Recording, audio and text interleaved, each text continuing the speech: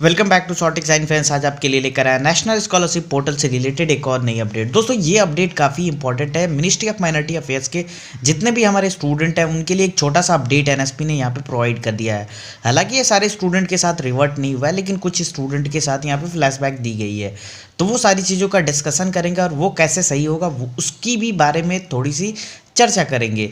तो मेरे दोस्त मेरे यार, यहाँ पे आप देख पा रहे होगे, इस तरीके के थंबनेल से आप समझ पा रहे होगे कि जो भी स्टूडेंट का यूआईडी करके यहाँ पे प्रॉब्लम आ रहा है ना, वो चीज़ मैं आपको यहाँ पे डिस्कस करने वाला हूँ। तो चलिए हम सीधे यहाँ पे आपको ज़्यादा डिस्टर्ब ना करते हुए यहाँ पे मैं बता देता हूँ। इस तरीके का अगर आपका प्रॉब्लम आ रहा है, rejection reason return by the PFMF UID never enable for DBT and account is invalid किसी में आ रहा है, लेकिन मोस्ट ऑफ प्रोबेबली स्टूडेंट में UID never enable for DBT इस तरीके के प्रॉब्लम आ रहे हैं, जिसका सीधा साधा मतलब क्या है, कैसे किस ठीक करना है चीज़ों को।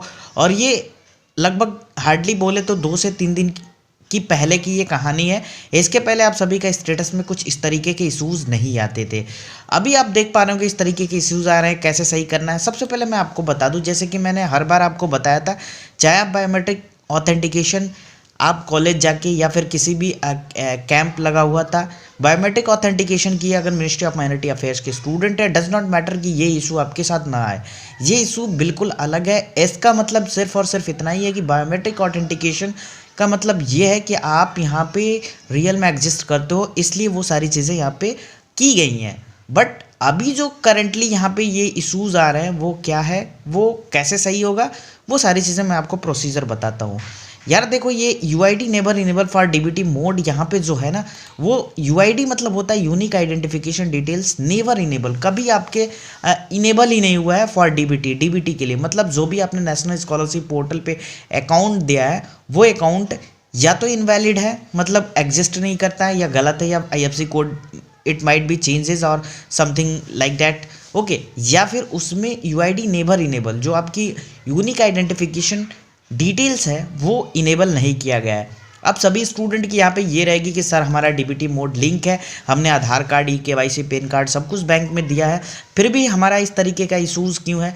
यार देखो, बहुत सारे स्टूडेंट ऐसे होते हैं, मल्टीपल बैंक अकाउंट होता है, उनको पता नहीं होता कि कौन सी bank account DBT mode link है, राइट। जो अगर बात करें नॉर्मली, तो जो फर्स्ट अकाउंट होता है ना, जब फर्स्ट टाइम आपने ओपन किया होता है, वो जनरली यहाँ पे DBT मोड ऑटोमेटिक हो जाता है, अगर आपने कराया होगा या फिर कोई भी फॉर्म, कंसेंट फॉर्म फिल किया होगा तो, ठीक है। बट अभी आपको क्या करना है, अभी इस तरीके का आपका भी प्रॉब्लम आ रहा है, या फिर इन केस या इनफैक्ट अगर आने वाला होगा या आ सकता है, तो आप पहले से बी अवेयर रहिए, क्योंकि छोटा सा अपडेट दे दिया गया। मतलब इससे ये पता चल गया कि NSP नेशनल स्कॉलरशिप पोर्टल पे ये सारी चीज़ें अपडेट हो रही हैं।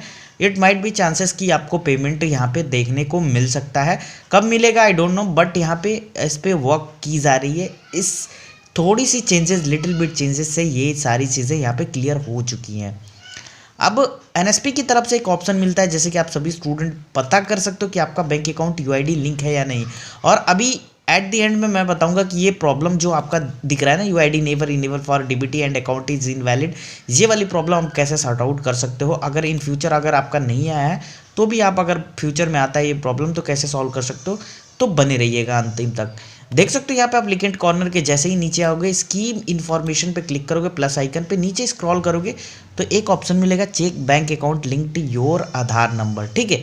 आप जैसे ही इस पर राइट क्लिक करने की कोशिश करोगे, आपके सामने आधार कार्ड की ऑफिशियल साइट ओपन हो जाएगी, जहां से आप ट्रैक कर सकते हो कुछ चीज़ें, जैसे कि बैंक सीडिंग स्टेटस, कि आपका बैंक अकाउंट सीड है कि नहीं, NPCI सर्वर के साथ मैप है या नहीं, जिसमें APBES पेमेंट, आधार पेमेंट ब्रिज सिस्टम के थ्रू पेमेंट आपको यहाँ पे ट्रांसफ़र की जा सकती है या नहीं, वो सारी चीज़ों का ट्रैकिंग हम बैंक सीडिंग स्टेटस में जाके डायरेक्टली कर सकते हैं, जो खुद एक NSP का फीचर यहाँ पे बताया जा रहा है। और इसमें डायरेक्ट हाइपरलिंक ऐड कर दिया गया है, जिससे आप इजीली यहाँ पे चीज़ों को ट्रैक कर सकते हो, राइट। और अभी यहाँ पे एक और बहुत ही मेजर चेंजेज हुए हैं, आप सभी स्टूडेंट को पता होगा, 2023-24 में, जो कि इम्प्लीमेंट की जा रही है हर साल में, और प्रीवियस ईयर में भी इम्प्लीमेंट करने को देखने को मिल रही है।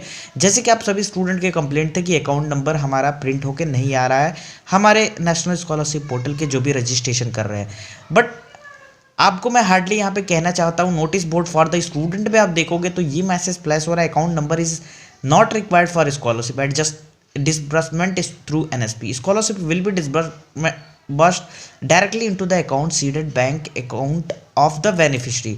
मतलब कि ये तभी पॉसिबल है जब आपका account DBT mode NPCI server link से यहाँ पे अटैच होगा। अगर आप में यूआईडी कभी इनेबल नहीं हुआ होगा तो उस तरीके के यहाँ पे पेमेंट स्टेटस में आपका इस तरीके का प्रॉब्लम जो अभी माइनॉरिटी वाले फेस कर रहे हैं ये आ रहा होगा। अब आप यहाँ पे चेक करोगे, जैसे कि मान लो मैंने बता दिया कि आपको यहाँ पे जाना है scheme wise neutral officer details, यहाँ पे sorry change bank account link to your Aadhaar number पे क्लिक करोगे और यहाँ पे आके माई आधार पे क्लिक करने की कोशिश करोगे और अपना जो भी चीज़ें कांग्रेचुलेशन का मैसेज आ जाएगा।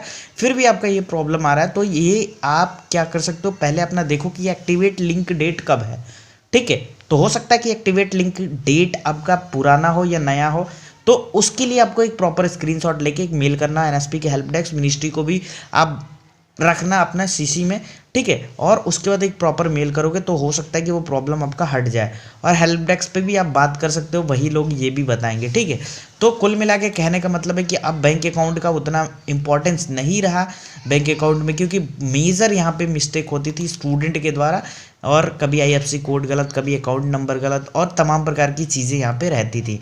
तो आपसे रिक्वेस्ट है कि आप अब अकाउंट नंबर से रिलेटेड कोई भी आपको प्रॉब्लम होने की नीड नहीं है। अगर आप जेन्युइन स्टूडेंट है और आपको लगता है कि हाँ आपका एक अकाउंट है तो वो डीबीटी मोड से लिंक है, मतलब कि आप जेन्युइन स्टूडेंट है, तो ये बहुत ही बड़ी अपॉर्चुनिटी आप सभी स्टूडेंट के लिए है कि आपको स्कॉलरशिप यहाँ पे आने में कोई प्रॉब्लम नहीं होगी। जो भी बैंक की वजह से एक डिले, एक थोड़ा सा डिले वाला कंडीशन रहता था, वो अब आई थिंक हटा देंगे ये लोग।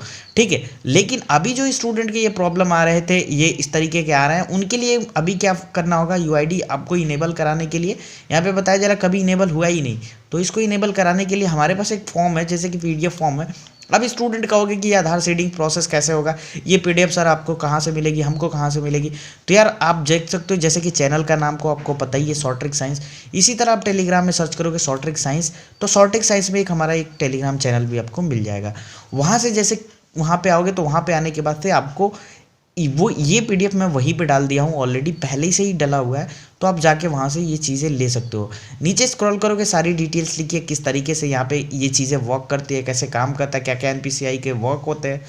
बट हमें आपको इससे ज़्यादा मतलब नहीं है। हमें क्या मतलब है, जैसे ही नीचे आएंगे तो आपको ये एप्लीकेशन फॉर लिंकिंग सीडिंग आधार, ये वाला फॉर्म आपको उठाना है। हालांकि ये बैंक अकाउंट में होते हैं, बट छोटे बैंक अकाउंट में आप जाओगे तो उनके पास नहीं होता है। ठीक है, बट आप इसका प्रिंट आउट लेना है, 1 से 2 रुपये लगेंगे। ठीक है, और ये branch name, bank name, account number, ये सारी चीज़ें आपको लिखना है, और ये अपना सिग्नेचर, थंब इम्प्रेशन जो भी आपको देना है, ये सारी डिटेल्स आपको फिल करना है। जो डिटेल्स ना फिल है, ना समझ में आए, आप अपने बैंक मैनेजर से पूछ सकते हो। बाकी मैं भी आपके लिए हेल्प के लिए खड़ा हूँगा, इंस्टाग्राम पे आप डीएम कर सकते हो। राइट, ये सारी डिटेल्स आपको फिल करके सिग्नेचर करके कॉपी ऑफ आधार और ईमेल नंबर और मोबाइल नंबर आपको मॉनिटरी है एज पर बैंक अकाउंट, जैसे आपने बैंक अकाउंट में डाला था, जो एनएसपी पे डाला था, एग्जैक्टली सेम होना चाहिए, वो ये बिल्कुल करेक्ट होना चाहिए, और आधार कार्ड की एक कॉपी भी लगेगी। ठीक है, फिर आपको सिग्नेचर और थंब इम्प्रेशन ऑफ कस्टमर यहाँ पे लगेगा, और यही एक कॉपी है जो आपको बैंक के मैनेजर को देना है, और उनसे यहाँ पे दे के और हैंड टू हैंड आप अपना डीबीटी मोड लिंक करा सकते हो। 24 to 48 आवर्स के अंदर आपका ये डीबीटी मोड एक्टिव हो जाएगा, और जैसे ही एक्टिव होगा ना, तो एनएसपी की जैसे ही आप इन्फॉर्म करोगे कि एक्टिव हो गया, तो वो लोग जब आपका फिर से रीचेक करने की कोशिश करेंगे तो वो पाएंगे कि आपका जो बैंक अकाउंट है ऑलरेडी सही हो गया, तो फिर वो इनेबल वाला प्रॉब्लम आपका हट जाएगा। राइट, तो ये सारी प्रोसेस थी, और ये मुझे लगा कि एक बड़ी प्रॉब्लम हो सकती है आगे चल के। तो कहीं ना कहीं स्टूडेंट आप सभी, आप टेंशन मत लीजिए, जितनी जल्दी हो सके ये काम को ज़रूर करा लीजिए। आप एक बार जरूर चेक करके बताइएगा कि आपका आधार कार्ड बैंक अकाउंट से लिंक है कि नहीं, डीबीटी मोड से लिंक है कि नहीं। मिलते किसी धमाकेदार वीडियो के साथ, तब तक के लिए जुड़ रहिए सॉर्ट्रिक साइंस के साथ। धन्यवाद।